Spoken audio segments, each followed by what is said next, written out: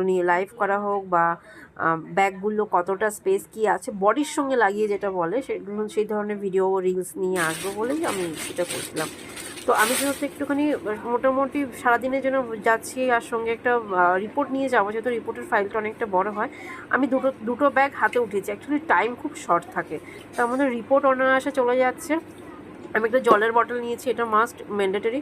একটা পার্স নিয়েছি, অ্যান্ড ছাতা দরকারি আছে।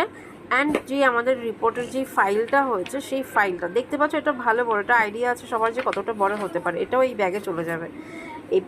এই পাউডার পিঙ্ক কালারের এই ব্যাগটা তোমরা কিন্তু আরামসে যেতে পারো। এটা কিন্তু ওয়াটার রেজিস্ট্যান্ট, মানে তোমার হয় যে জলে ছিটা লাগলে সহজে সেটা ভিজে যাবে না ভেতরকার জিনিস। এই বর্ষাকালে জাস্ট হেল্পফুল হবে। আমি বডির সঙ্গে লাগিয়ে দেখালাম যে এটা কীরকম লাগবে। যেতে পারো, কলেজ থেকে শুরু করে অফিসের ক্যাজুয়াল ডে পর্যন্ত কিন্তু চলে যাবে। Even regular